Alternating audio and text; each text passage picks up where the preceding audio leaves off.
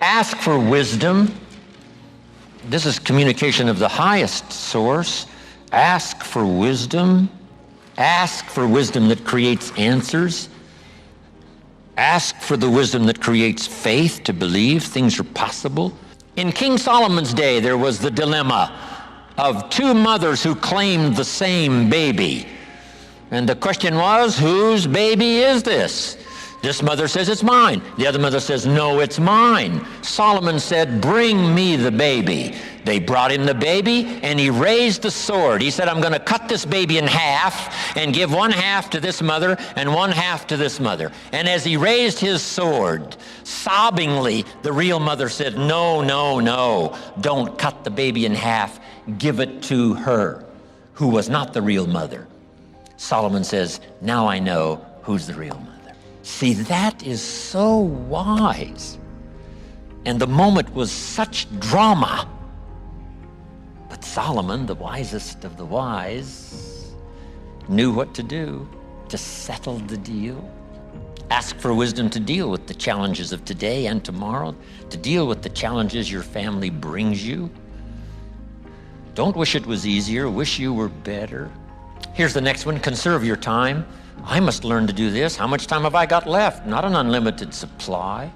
How many of these weekends can I do? Not 1,000, just a few, maybe a handful. Sometimes we get faked out. Bill Bailey says, the average person says, I got 20 more years. No, Bill says you got 20 more times. If you go fishing once a year, you've only got 20 more times to go fishing, not 20 years. That fakes you out, I got 20 years. No, 20 times. See, that brings it right down to the real stuff, 20 times. How many more seminars like this? Not 1,000, a few, just a few. So would I mumble and stumble? Would I give you less than my best when I've only got a few more to give? And the answer is no, of course not. If you're a person of some dignity and quality, you wouldn't let that happen. Next, invest your profits. Here was one of the philosophies Mr. Schoaf gave me, along with Mary Kay. Here's what he said, profits are better than wages. Wages make you a living, profits make you a fortune. Mary Kay and I went for that. Wow.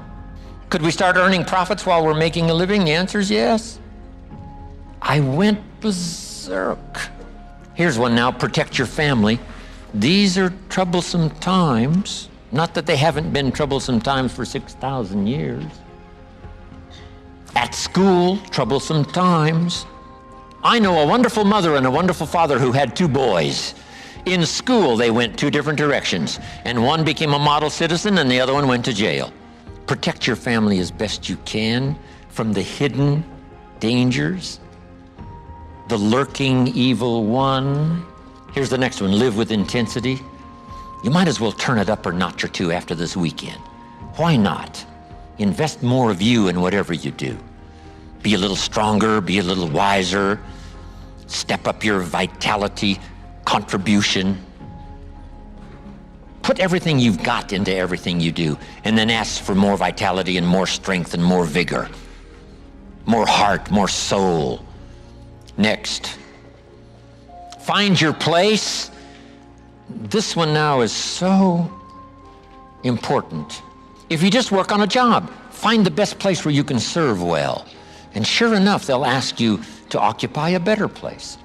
And if you keep doing a job well, the guy says, well, if I had a better job, I'd really pour it on. But I got this lousy job, so I just goof off. See, that's the philosophy of disaster. So you've got a lousy job. Do the very best you can. That's your best way out. It's not to do less than you could, but to do the best you can. With that philosophy, your life can take great leaps forward. Here's a Bible phrase that says, if you work on your gifts, they will make room for you. They'll make a place for you. Here's the next one. Demand integrity from yourself. You can't demand integrity from someone else. Integrity is like loyalty. You can't demand it of someone else. You can only demand it of yourself. Be the best example of loyalty, and you'll get some loyal followers. Be the best example of integrity, and you'll have people surround you that have integrity. Lead the way. Next, welcome the disciplines. Can't give you much better advice than that, because disciplines create the reality. Disciplines build bridges, build cities. Disciplines, a well-disciplined activity creates abundance, creates uniqueness, productivity. Next, fight for what's right. It's a fight we're in. The storyteller says, and there was great war in heaven. Wow, you mean way back there? Yes. 1/3 of the angels conspired. I asked Bill Bailey, how long do you suppose it took 1/3 of these angels to get together? Did they conduct meetings? I don't know. Bailey says the storyteller doesn't say. I said, then we're supposed to use our imagination. I don't know. It does say finally the great war occurred, and the 2/3 prevailed and the 1/3 lost. One of the writers of later scripture, here's what he said: I fought a good fight. See, that's extraordinary to be able to say. I fought for my kids, and I fought for what was right, and I fought for my good health, and I fought to protect my company, and I fought for a good career that would bless my family. I fought a good fight. It's good to fight. The encroachment, opposites are in conflict, and we're in the middle. And if you want something valuable, you got to fight for it. Then this writer also said, not only have I fought a good fight, and I'll finish with this, and I got a much longer list, but maybe I can cover these at another time. He said, I fought a good fight, and I kept the faith. See, that's the deal. Keep faith with your family. Fight like crazy and keep faith. Fight the enemy and keep faith. Fight illness and keep faith. Fight the evil and keep faith. Well, my dad's biggest paycheck was $200 a month, and so we never had any money. We lived in an $11,000 house, but money was never on my mind growing up, and I've never thought about money. Money flows to great ideas and persistence, and I think money is not the root of all evil, but the love of money is. I think money is the same as knowledge. It's transportation and a library card. It doesn't matter how much money you have, it's what you do with the money that you have. And to me, it's a journey with fuel. And the only reason that I enjoy having a lot of money is I can give scholarships out without even thinking. So I can help people with it, but as long as you don't fall in love with money and chase money, always make money chase you and never chase it. Because if you catch it, you'll always be its slave. But keep money just breathless for you. Keep it really desperate to have you. And then you'll say, you know, I don't really need you, but come along with me and I'll use you. But don't ever fall in love with money. The poor must be taught not to be cynical, and the rich must be taught not to be arrogant, because both brings disaster. Arrogance for the rich brings disaster. Cynicism for the poor brings disaster. So no matter at what level we are, we still have to be educated. You know, if we have, like no money, we need to be educated as to what to do. If we have lots of money, we have to be educated how to use it wisely, how to make sure it blesses more than just yourself. Be generous. That's the key. There's a difference between being broke and poor. We've all been broke, but after a while, you begin to become poor if you don't get enough knowledge and take action to get out of your temporary brokenness. Then you become poor. But many people from disadvantaged families without education are poor because they don't have the tools to work with. And that's why this is the best time to have ever been young in history, because you actually have the power of knowledge and communication at your fingertips. Use it, because it's going to take you anywhere you want to go. I've been training Olympic athletes for about 20 years as their psychologist for all American athletes. And the interesting thing about an Olympian is that the world-class level, talent is all the same. So it's really an attitude that changes you. But the interesting thing about money or taking small steps is you'll notice in Athens at the Olympic Games, they will not put the pole vault up at the world's record. They will not put the high jump bar at the current world's record. They'll put it low enough so that everyone can jump over and gain the confidence of being able to achieve. The reason that you break everything down into small steps is you won't choke on the whole steak by eating it once. You eat bite-sized pieces, and the more little successes you have, the more confidence you gain in yourself in being able to be more successful, and it breeds more success. It's like shooting free throws or getting in the zone. Once you start making success in a very small way, it gives you the courage to take a bigger risk and go after bigger things. And that's why by the inch it's a cinch and by the yard it's hard.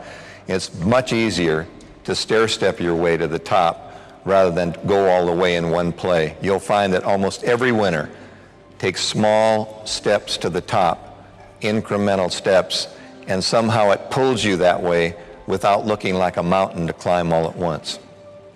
You just start with little things that you can achieve fairly quickly. We're going to talk about making lists. And I put a lot of little things on my first list so that I could start checking off something right away. First day, second day. Because make this note in case you have to miss the workshop. Part of the fun of making a list is now starting to check it off. And you check off something easy. You check off something you finally acquired. And then if you check off something fairly major, you celebrate, have a party, live it up, say, I'm the greatest, I got it. And then that inspires you to make a longer list for the next goal, the next goal, the next goal. So one at a time, a few at a time, easy ones. Some goals that are off in the distance are the big ones. A yacht with, somebody to drive it, and, an upstairs maid and a downstairs maid, and a chauffeur and a jet plane, those are going to be a little ways off, But in the meantime, it's all those little small things. Achievement, and Denis said it, achievement inspires achievement. If you succeed in doing this, it inspires you to take the next step.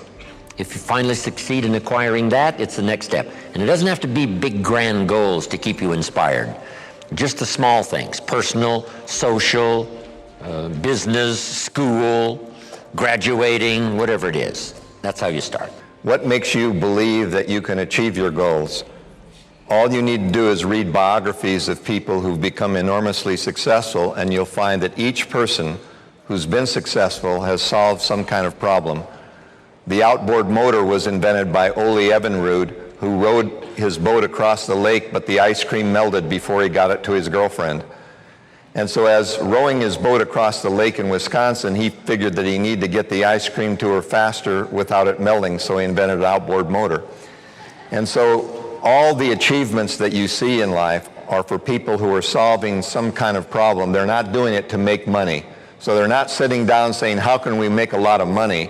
They're sitting down saying, how can we solve problems? And if you'll read about Julio Iglesias, he broke both arms and legs, and he learned to play the guitar in the hospital. And so Julio Iglesias became the singer because he was in the hospital in traction. Jacques Cousteau broke both arms in a car accident and swam it out and invented the, if you will, the precursor to scuba gear, underwater breathing, by watching a water spider. Every biography I've read in my life shows me that common people do uncommon things, and it actually makes you believe that you can do these things because average people do incredible things to solve their own problems in life.